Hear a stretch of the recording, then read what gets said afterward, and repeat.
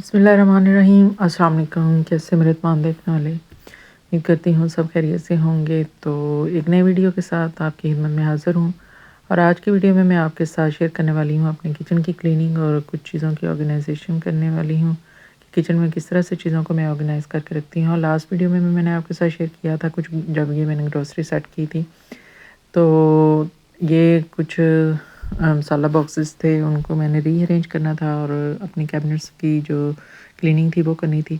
अच्छा, ये मैंने पहले इस तरह से अरेंज करके रखे हुए थे बॉक्सेस। शू बॉक्स का इस्तेमाल किया हुआ था मैंने और ऊपर नीचे करके रखे हुए थे। अगर तो आपके कैबिनेट खुले हैं, यानी बड़े हैं साइज़ में, तो फिर तो ये अरेंजमेंट काफ़ी बेस्ट है। लेकिन मुझे प्रॉब्लम होती थी जब मैं इस तरह से आगे कोई मसाला बॉक्स रख देती थी, तो पीछे वाली चीज़ें जो थी ना वो हाइड हो जाती थी, छुप जाती थी, मुझे पता नहीं चलता था कौन सी चीज़ कहाँ पड़ी हुई है। तो कैबिनेट की अरेंजमेंट करने से पहले ये जो मैंने लास्ट वीडियो में ये डिफरेंट टाइप के जो जार थे मेरे पास, मसाला बॉक्सेस बनाए थे, उनको मैंने, तो यहाँ पे सबसे पहले तो इनकी जो लिड थी डिफरेंट कलर की थी, तो मैंने सोचा कि चले मैं इनको ना सेम एक जैसा कलर कर देती हूँ, क्योंकि जो मेरे पास दूसरे जो मैं मार्केट से भी लाई हुई थी उनके भी जो ऊपर वाली ये कैप्स थे तो वो रेड कलर के थे, तो इनको भी मैंने रेड पेंट कर लिया। अच्छा, ये जो मैंने शू बॉक्सेस का इस्तेमाल किया हुआ था पहले से ही, उन्हीं का ही मैं यूज़ कर रही हूँ, लेकिन अब उनको मैं कुछ इस तरह से रखूँगी, अगर क्योंकि यहाँ पे आप देख रहे हैं कि ये मेरा जो कैबिनेट है ना बहुत ही छोटा है साइज़ में, तो मुझे इनमें जो अपनी ज़रूरत के मसाला बॉक्सेस हैं इस तरह से अरेंज करने हैं कि वो सारे एक ही जगह पे सेट भी हो जाएँ और मुझे उनको यूज़ करते वक्त प्रॉब्लम भी ना हो। और अब इन तमाम बॉक्सेस की अरेंजमेंट मैंने इस तरह से ऊपर नीचे करके रख दी है, जिस तरह से स्टेयर्स बनी होती हैं, और इन्हीं के ऊपर जो है मैं वो ऊपर नीचे तमाम मसाला बॉक्स सेट कर लूँगी। अच्छा, पहले इस टाइप की सेटिंग थी, अब मैंने जो है वो इस तरह से कर लिया है, क्योंकि पहले वो चीज़ें जो बैक साइड में इशू बॉक्स के अंदर जो खाली जगह वहाँ जो रखी हुई थी ना वो मुझे नज़र नहीं आती थी। तो अब मैंने इस तरह से सेटिंग करके देखी है कि ये बेस्ट तरीका है। अगर आपकी कैबिनेट छोटी है किचन में, तो इस तरह से उनको अरेंज किया जा सकता है अपने तमाम मसाला जात को। तो आई होप कि आपको ये वाला आइडिया जो है अच्छा लगा होगा कि अगर हमारी किचन में कैबिनेट छोटी हैं तो हम इस तरह से चीज़ों को जो है अरेंज करके रख सकते हैं। अब एक-एक जो मसाला जार है वो बिल्कुल आँखों के सामने है। एक तो उन पे टैग भी लगाए हुए हैं, नाम लिखे हुए हैं, तो किसी किस्म की प्रॉब्लम जो है मुझे फेस नहीं करनी पड़ेगी। और जो मेरे डेली यूज़ होने वाले मसाले जाते हैं वो मैंने अपनी कैबिनेट के नीचे वाले पोर्शन में रख दिए हैं, और जो कभी-कभार इस्तेमाल होने वाली चीज़ें थी वो मैंने ऊपर वाले इस तरह से ऊपर वाले पार्ट में रख दी हैं। तो किचन में तमाम कैबिनेट को अरेंज कर लिया था मैंने। यहाँ पे अब बारी आ जाती है यहाँ पे ये किचन काउंटर, जो काउंटर टॉप है उसकी।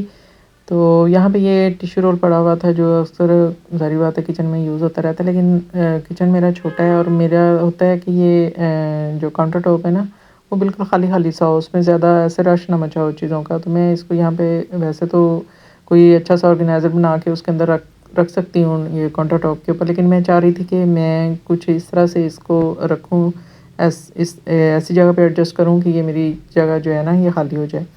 तो उसके लिए ये मैंने एक हैंगर लिया है इस तरह से, ये वायर का जो बना होता है हैंगर, क्योंकि ये इज़िली ओपन हो जाता है। तो करना क्या है कि इसको लूज़ कर लूँ ताकि इसके अंदर अच्छे से ये एंटर हो सके। तो पहले इसको खोल लिया मैंने, और खोलने के बाद इसके अंदर मैंने इसको इस तरह से डाल के दोबारा से प्रेस करके तो इसको बंद कर दिया।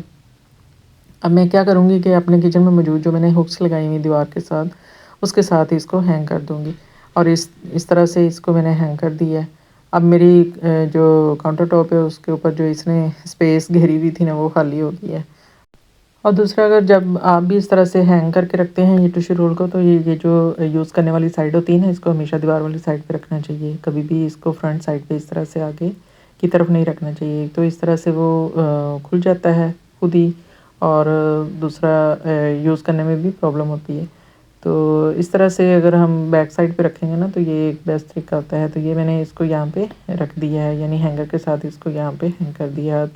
नेक्स्ट बारी आती थी दूसरे नीचे वाले दराज साफ़ करने की, जहाँ पे मैंने अपने ये रुमाल पोने वगैरह जो है रखे हुए। ये मैंने पहले जब मैं वीडियो बनाती थी तब ये मैंने ऑर्गेनाइज़र बनाए थे, ये शॉपिंग बैग के। अच्छा, वो यूज़ कर करके ना वो डैमेज हो जाते हैं, तो अब मैं दोबारा से ये एक बॉक्स का इस्तेमाल कर रही हूँ यहाँ पे। अच्छा, ये बॉक्स तो मैंने निकाल लिया था, इसके साथ भी मेरी अपने हस्बैंड की याद मुझे आ गई कि उनके लिए यहाँ पे जब उन्हें ऑक्सीजन लगी हुई थी, तो ये इस बॉक्स में ऑक्सीजन सिलेंडर का जो रेगुलेटर था वो शायद लेकर आए थे। खैर, वो याद ऐसी है कि मैं उसके बारे में मज़ीद बात नहीं कर सकती। बस चीज़ों की वो कहते हैं ना कि गारंटी है, इंसान चले जाते हैं, चीज़ें बाकी रह जाती हैं। अच्छा, अभी मैं कह रही थी कि वो जो इस तरह के गत्ते के बॉक्स होते हैं वो ख़राब हो जाते हैं, तो मैं दोबारा क्यों इसका इस्तेमाल कर रही हूँ। ख़ैर यहाँ पे मैं दोबारा इस्तेमाल तो कर रही हूँ, लेकिन अब मैं इसका यूज़ करूँगी कि इसके ऊपर मैं एक ना कपड़ा लगा दूँगी ताकि इसकी मज़बूती जो है वो बढ़ जाए और ये ख़राब ना हो। कपड़ा लगाने से जो है वो पायदार हो जाएगा, क्योंकि जो गत्ते के बने होते हैं या कागज़ के जो वो बने होते हैं शॉपिंग बैग, उसके ऑर्गेनाइज़र हम बना के रखते हैं और गीला हाथ रखने से, पानी लगने से या वैसे भी वो फट जाते हैं तो और ख़राब हो जाते हैं। तो यहाँ पे इस तरह के अगर बॉक्सेस को हम किसी मकसद के लिए इस्तेमाल कर रहे हैं तो बेहतर है कि अगर किचन में ख़ास तौर पे यूज़ कर रहे हैं ना, तो उसके ऊपर इस तरह से कपड़ा अगर लगा लिया जाए तो उसकी मज़बूती और पायदारी में इजाफ़ा हो जाता है। तो ये मैंने एक ऑर्गेनाइज़र बना लिया था रुमाल रखने के लिए यहाँ पे। अच्छा, हम एक आम सी चीज़ को अपने घर में मौजूद छोटी-छोटी चीज़ों से बेकार जो पड़ी होती हैं, छोटे-छोटे पीस कपड़े के या लेसिस के, उनको यूज़ करके ना तो खूबसूरत बना सकते हैं। तो मेरे पास भी ये लेस भी पड़ी हुई थी, वो भी मैंने लगा दी कि कम से कम ये चीज़ पड़ी हुई जो है ना ये खूबसूरत लगे। तो ये मैंने सारे इस तरह से अपने जितने भी रुमाल थे वो इसमें सेट कर लिए थे। मेरे पास एक ऑलरेडी बना हुआ था और एक मैंने और मज़ीद बना लिया था। एक पहले वाले को ही मैंने उसको ही सेट करके रख लिया था। तो ये मैंने जो मेरे रुमाल और पौने वगैरह थे उनको भी मैंने इस तरह से अरेंज करके वो भी अपने किचन में सेट करके रख लिया है। तो आई होप कि आपको ये वाला आइडिया कि इस तरह से रुमाल या दूसरी चीज़ें कुछ और भी हम इसके अंदर बहुत सारी चीज़ें रख सकते हैं इस तरह के ऑर्गेनाइज़र बना के, यानी घर में मौजूद चीज़ों के साथ ही। तो ये आइडिया भी आपको यकीनन पसंद आया होगा कि किस तरह से हम अपने घर में पड़ी मौजूद बेकार चीज़ों का इस्तेमाल करके उनको यूज़ में ला सकते हैं। नेक्स्ट यहाँ पे देख रहे हैं कि ये माचिस की तीलियाँ जगह-जगह अक्सर होता है कि बिखरी पड़ी होती हैं। जब भी हम चूल्हा जलाते हैं, हम जलाएँ या बच्चे जलाएँ तो इधर-उधर फेंक देते हैं। अच्छा, मुझे बड़ी इरिटेशन होती है। मैं जब भी किचन में अगर आऊँ, अगर मैंने इस तरह का कोई चीज़ ना रखी हो और कोई इधर ऊपर-नीचे तीली गिरी हो ना, तो बहुत ज़्यादा मुझे कोफ्त का सामना करना पड़ता है। खैर उसके लिए मैं क्या करती हूँ कि ये इस तरह के कंटेनर अमूमन ये हम कोई भी खाना वगैरह मंगवाते हैं बाहर से, फूड का ये ऑर्डर करते हैं या वैसे भी ये डिस्पोजेबल कंटेनर आम घरों में होते हैं। तो इसका इस्तेमाल मैंने इस तरह से या तो कहीं पास रख लें या इस तरह से अगर नीचे स्पेस है तो मैं ये नीचे रख लेती हूँ, ताकि जब भी जलाएँ तो माचिस की जो तीली है जलाने के बाद मैं इसके अंदर जो है ना उसको रख दूँ। फिर नेक्स्ट डे जो है जब बर्तन वगैरह वॉश करने होते हैं ना तो इसको खाली करके इसको वॉश करके रख लेती हूँ। लेकिन इसमें माचिस की तीली जलाने के बाद रखते वक़्त एक एहतियात लाज़मी करनी है कि उसको अच्छी तरह से बुझा के तो फिर इसके अंदर रखना है, क्योंकि ये प्लास्टिक है और ये हल्की सख्त से भी पिघल जाता है।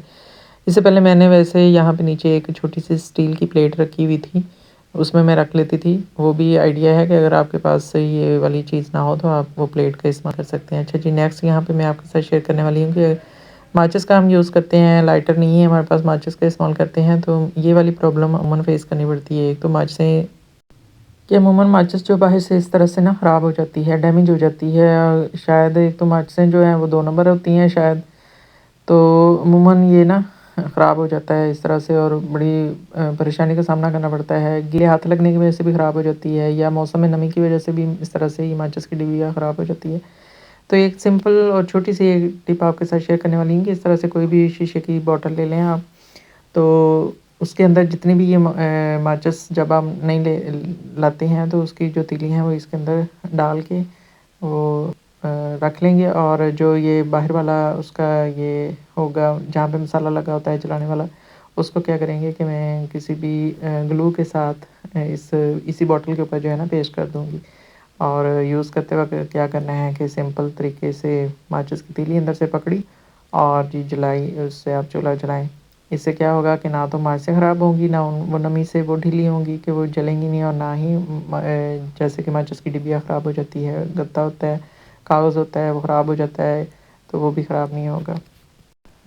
खैर जी, यहाँ पे छोटे-छोटे काम करने वाले और अरेंजमेंट करने वाली जो थी वो मैंने कर ली थी, कैबिनेट साफ़ कर लिए थे, सारा कुछ कर लिया था। अब बारी आ जाती है किचन काउंटर को साफ़ करना और उसकी ये चूल्हे की बैक साइड वाली जो हमारी दीवार है उसको साफ़ करना। और यहाँ पे आप देख रहे हैं कि किस कदर जो है वो गंदी हो चुकी है। क्योंकि कुकिंग करते वक़्त सबसे ज़्यादा जो है ना ये हमारी बैक साइड वाली दीवार गंदी हो जाती है। उसमें ये ऑयल के जो दाग हैं और जब ख़ास तौर पे प्रेशर कुकर में खाना जब बनाया जाता है, उसकी जब स्टीम निकलती है तो ये देखें कितनी चिकनाई जो है इस पे जम चुकी है। और ये तकरीबन 1 वीक से मैं इसको साफ़ भी नहीं कर पाई थी। और इसी तरह से ये जो ऊपर कैबिनेट के ऊपर भी ये सारी इस तरह से ऑयल और चिकनाई ये देखें ये सारी यहाँ पे जम जाती है। तो इसको साफ़ करने का एक इंतहाई आसान तरीका जो है मैं आपके साथ शेयर करने वाली हूँ। अच्छा, पहले मैंने इसके लिए जो है ना ऐसा क्लीनर बनाऊँगी कि जिससे ये जो है ना बल्कि सेकंडों में ये दीवार साफ़ हो जाएगी। तो ये देखें कि कितनी ज़्यादा जो है ना इसके ऊपर ये चिकनाई जो है इस तरह से ये आप देख सकते हैं कि लगी हुई है। तो उसके लिए करना क्या है कि पानी को गर्म करना है। गर्म पानी के साथ जितनी भी चिकनाई वगैरह होती है ना बहुत जल्दी जो है वो साफ़ हो जाती है। तो पानी को इतना गर्म करना है कि जिसमें आप अपना हाथ डाल सकें। तो यहाँ पे मैंने पानी को गर्म कर लिया है और फिर किसी बाउल के अंदर जो है ये पानी में डाल के उसमें अगर आपके पास डिश वॉश लिक्विड है वो ऐड कर लें। मेरे पास फ़िलहाल तो ख़त्म हुआ था तो ये मैंने जो है इसके अंदर सर्फ़ ऐड कर दिया। तो सर्फ़ को ऐड करना है और साथ ही जो है सिरके को ऐड कर देना है। तो ये हमारे पास एक बहुत ही ज़बरदस्त किस्म का जो है ना क्लीनर रेडी हो जाएगा। ये देखें, जैसे ही मैं सर्फ़ के साथ ही इसके मैं सिरका ऐड करूँगी ना तो ये इसका रिएक्शन आप देखिएगा। तो इसी तेज़ी के साथ जो है ना ये दाग धब्बों को भी उतार देगा। अच्छा, यहाँ पे इसको पीछे से साफ़ करने से पहले ये मैंने चूल्हे के ऊपर कपड़ा डाल लिया था ताकि इसके ऊपर गंद वगैरह जो उतरेगा ना वो ना गिरे, क्योंकि ये मैं इस चूल्हे को ऑलरेडी साफ़ कर चुकी थी। और यहाँ पे देखें फ़र्स्ट टाइम में ही ये मैंने दीवार के साथ जो है ये स्पंज लगाया है ना तो कितनी ज़्यादा चिकनाई और मैल और धुआँ जो है वो इसके साथ जो है ईज़िली आसानी के साथ बिना यानी उसको ज़ोर से रगड़े और उसको खुरचे ये साफ़ हो जाएगा। गर्म पानी की वजह से जितनी भी चिकनाई है आसानी के साथ सारी की सारी जो है उतर जाएगी। पहले इसको अच्छे से ये सर्फ़ वाला मैंने स्पंज लगा दिया, उसके बाद पहले खुश्क कपड़े के साथ ये इस तरह से टॉवल ले लेना है सफाई का, या अगर पुराना कोई बुनियान वाला कपड़ा है तो वो ले लें। तो उसके साथ पहले मैंने ये खुश्क कपड़े के साथ जो पहले सर्फ़ लगाई थी, सर्फ़ वाला पानी और सिरके वाला पानी जो लगाया था उसको साफ़ कर लेना और उसके बाद कपड़े को अच्छी तरह से धो के गीला करके तो ये सारी दीवार मैंने इसको लगा लेना है और साफ़ कर लेना है। और इसी लिक्विड के साथ जो है मैं अपने तमाम जो कैबिनेट हैं उसको भी साफ़ कर लूँगी, यानी उनकी सफाई भी मैं इसी तरह से कर लूँगी। उनके ऊपर भी चिकनाई, वैसे इसको तो मैंने पहले भी साफ़ किया हुआ था। अच्छा, ये बैकग्राउंड में आपको हमारे मुल्क की जो कौमी आवाज़ें आ रही हैं ना फेरी वाले की, काइंडली उसको इग्नोर कीजिएगा। मैंने बड़ी कोशिश की थी, बार-बार मैं स्टॉप कर रही थी लेकिन वो है कि जी बार-बार ही आ जाता है। तो यहाँ पे मैंने अपनी तमाम कैबिनेट जो थी इस क्लीनर लिक्विड के साथ जो है मैंने अच्छे से साफ़ कर ली हैं और ये यकीन जाने शीशे की तरह जो है ना बिल्कुल चमकने लग गई थी। आपको इसका रिज़ल्ट भी नज़र आ रहा होगा यहाँ पे कि कैसे इसमें शाइन आ गई। और ये जो हैंडल्स थे इनमें ये जो मैल कुचैल जो फंसी हुई थी इसको मैंने इस तरह से कोई एक बेकार ब्रश ले लेना है जो कि यूज़ में ना हो, उसको उसी लिक्विड के साथ अच्छे से मैंने लगा के वो लिक्विड और इसको रब कर लिया है, क्योंकि ये छोटा-छोटा सा डिज़ाइन बना हुआ था ना ये आम उस स्पंज वगैरह से तो साफ़ नहीं हो पा रहा था। तो अगर इस तरह का कोई है डिज़ाइन वाला हैंडल है तो उनको मैंने इस तरह से जैसे साफ़ किया आप भी कर सकते हैं। और यहाँ पे देखें जी ये चांदी की तरह हैंडल भी चमक रहे हैं। मेरी कैबिनेट्स जो हैं वो भी अच्छे से साफ़ हो गई हैं, वो भी सारी बिल्कुल ऐसे साफ़ शफ़ाफ़ हो गई हैं। और दीवार के तो क्या ही कहने हैं, ये जो पीछे टाइल्स लगी हुई थी बिल्कुल ये देखें आप एक-एक चीज़ का अक्स जो है उसके अंदर नज़र आ रहा है, इतनी साफ़ हो गई, बिल्कुल भी उसके ऊपर किसी किस्म की अब कोई चिकनाई, दाग धब्बा कुल बाकी नहीं रहा है। तो ये सिंपल घर में इस तरह से क्लीनर बना के हम अपने घर की चीज़ों को, किचन को साफ़ कर सकते हैं।